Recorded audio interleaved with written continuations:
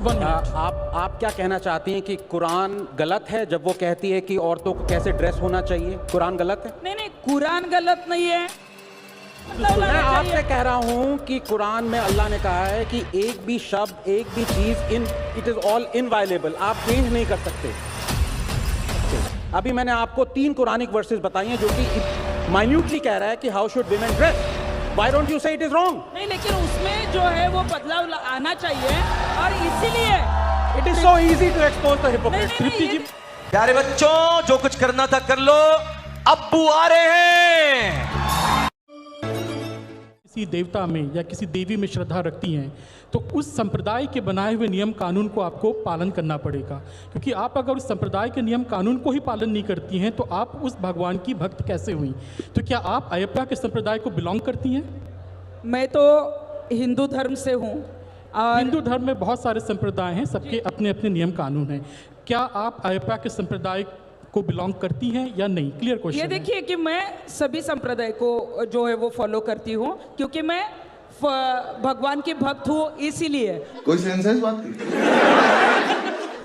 क्योंकि सबरीमाला का जो केस है, इसमें जो डेटी है, जो देवता है, उसने कहा कि मैं शहर में नहीं रह रहा हूँ, मैं अपने सेक्रेट ग्रोव में शहर के सभ्यता के बाहर रह रहा हूँ और जिसको मुझसे मिलने आना है वो मेरे नियम के अकॉर्डिंग आएगा। तो आप वहाँ पे जाके अपने नियम उन पे क्यों थोपना चाह रही हैं जब उन्होंने डिसाइड कर लिया उनको आपके साथ शहर में नहीं रहना है? ये बड़ी अच्छी बात कही आप।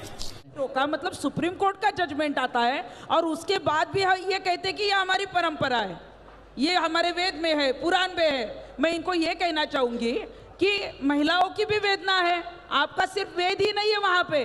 और सिर्फ वेद पढ़ना आसान है, अगर आपने किसी की वेदना को पढ़ लिया ना तो समझो ईश्वर को पा लिया।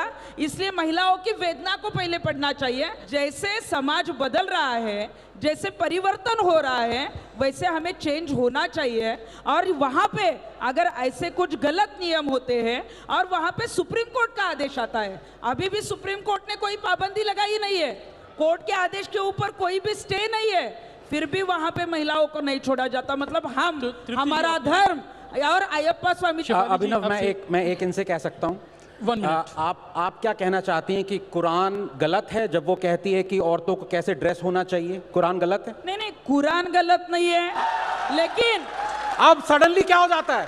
सारा प्रोग्रेसिवनेस कहाँ चला जाता है आपका? नहीं, सुनिए, बोलिए। ये देखिए, कुरान के कुछ सारी हिम्मत कहाँ गई?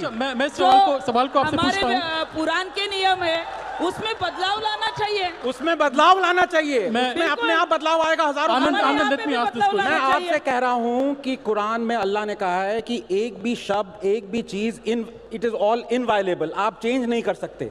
अभी मैंने आपको 3 कुरानिक वर्सेस बताई हैं जो कि माइन्यूटली कह रहा है कि हाउ शुड विमेन ड्रेस।